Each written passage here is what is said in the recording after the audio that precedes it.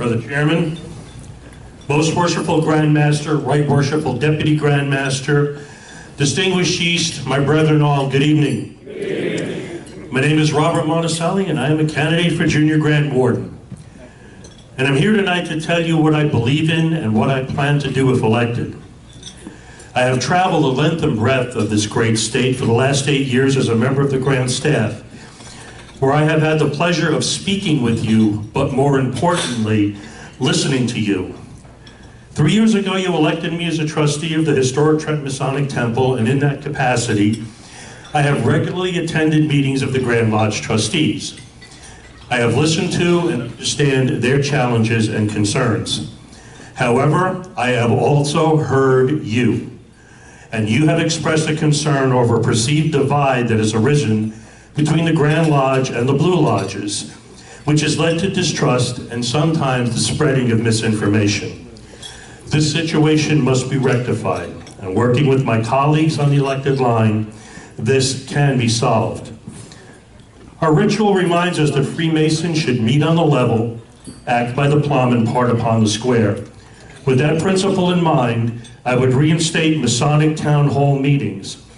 Members of the Grand Elected Line would make themselves available at a DLI, where we would discuss our issues and look to find solutions so that our fraternity may move forward.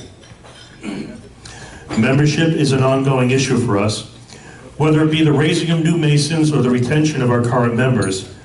You may not realize it, but there has been a paradigm shift among those seeking more light in Masonry. In my travels, I've met many younger Masons who simply don't attend meetings regularly because they feel it's not a good use of their time. We need to give members a reason to come to meetings.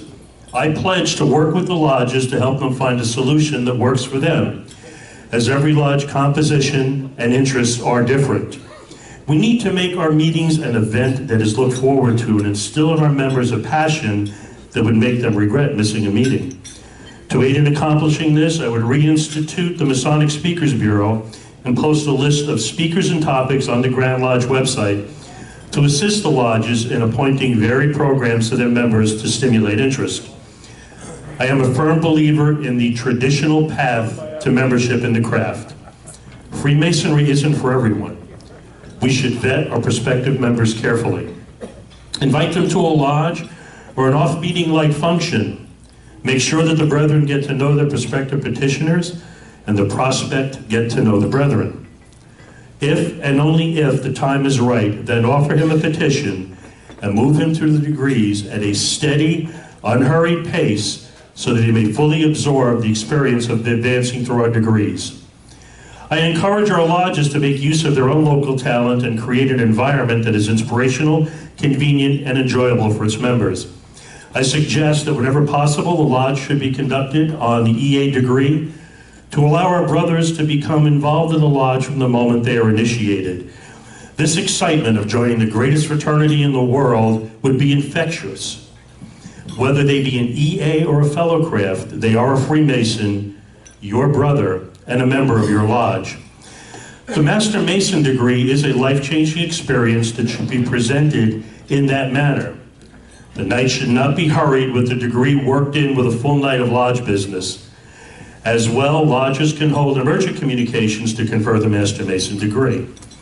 At the conclusion of the degree, we should retire to the collation room and enjoy a festive board with our newly raised brothers. Make it a special night by elevating the experience of becoming a Master Mason to the prestigious place in our brother's life that it deserves. Brethren, I have served in leadership positions in many organizations. I am proud of the fact that every organization, Masonic or otherwise, that I have been the head of or served as a fiduciary officer, I have brought in on or under budget.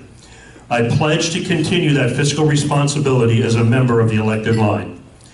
Brethren, I have the solutions and the constructive plans to benefit our fraternity and move it forward in the future. I stand before you ready to work with you and for you, and hope that you will put your trust in me when you cast your all-important vote in Atlantic City. Thank you, good night, and God bless.